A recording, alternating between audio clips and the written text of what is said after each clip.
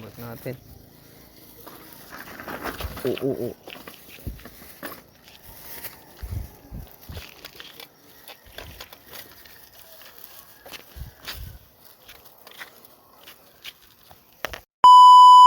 What's up mga Kabungogs TV?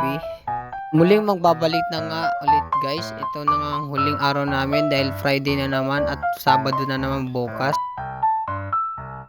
Pagkatayo ko nga dyan ay aking agad binuksan ng ilaw sa labas. At pagkatapos ko nga binuksan ng ilaw ay agad akong lumabas. Pagkagising ko nga ay agad ko nga sinot ang aking mahiwagang sinelas. At pagkatapos ko nga aking sinot ng aking mahiwagang sinelas ay agad ko nga binuksan ng aming pintuan. At linabas ko na nga rin dyan ang aking bisikleta. Dahil ako'y nautusan na bumili ng tinapay.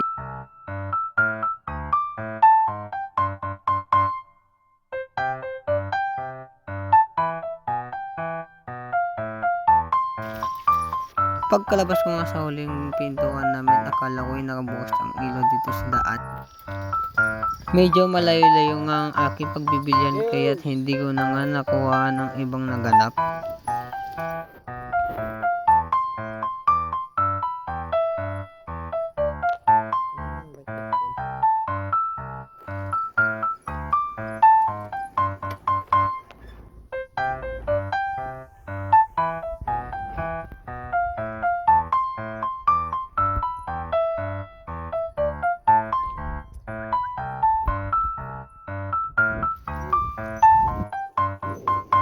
At pagkadating ko nga sa aking pagbibilihan ay agad akong bumili ng paborito kong tinapay. Pabili po. Pabili po.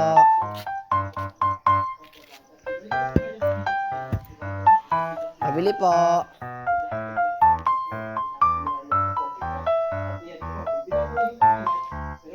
Pabili po.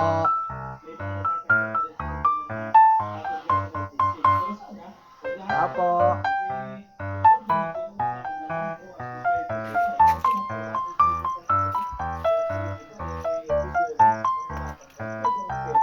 Pabili po. May tinapay kayo? Yan nga ay ang tinapay na may yema. Nung nakabili na nga ako ay agad na akong umuwi. Oo.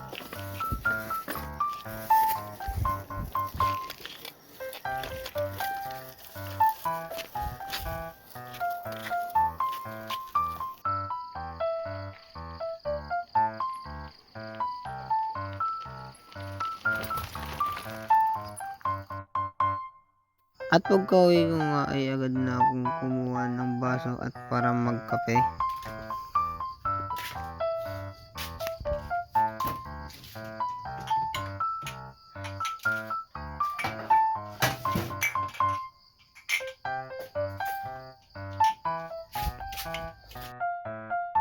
Tamang kape na nga lang ako dyan na sinabayan ko ng masarap na tinapay.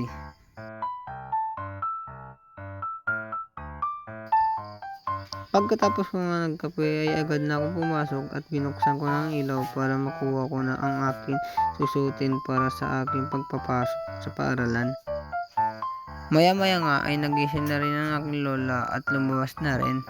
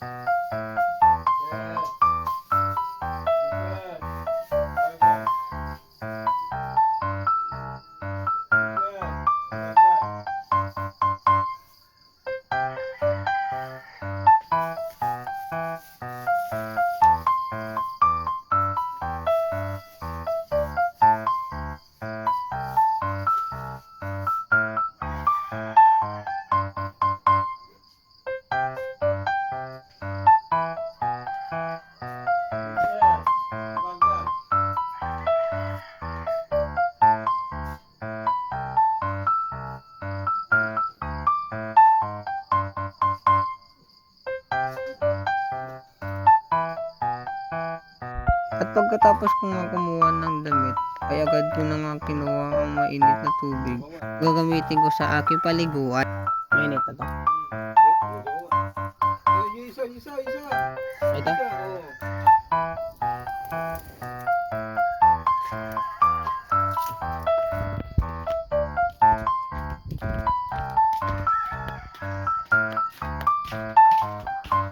Kung makikita nyo nga dyan, ang aming paliguan ay gawa nga lang yan sa sako at yero.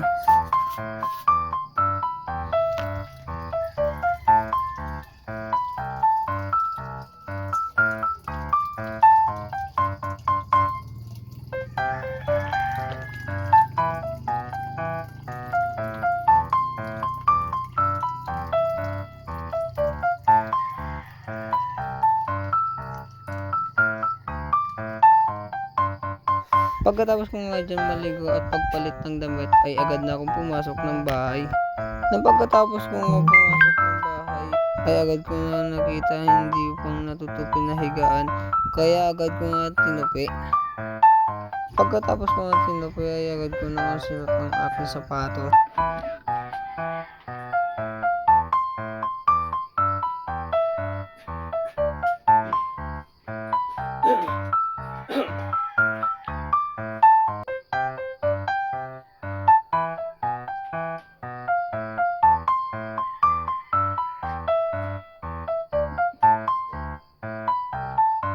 Pagkatapos nga magsapatos ay aking linabas ang aking mga gamit.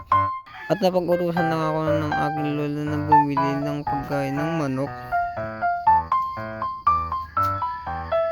Magkaya tayo ngayon. Kasamahan niyo ako ngayon, guys.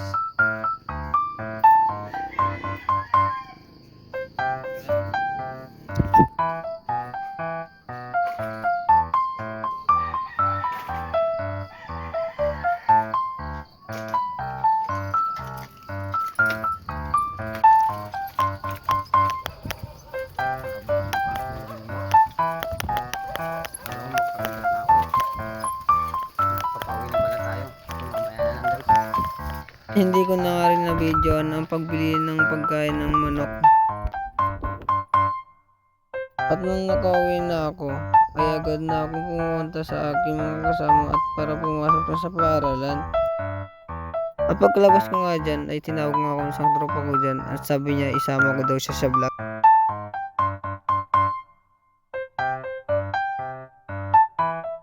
At nagpahabol pa nga sa akin sa susunod daw namin pagkikita ay isama niya naman daw ako sa pag-vlog. Nung malapit na ako sa bahay ng aking kasama ay akala ko nga ay naiwan na ako.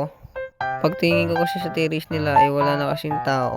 Napatanong na nga lang ako sa lola nila dyan kung meron pa nga sila. Buti naman sabi na meron pa. Hanggang dyan na nga ng mga Kabongs TV. Bye bye, I love you all.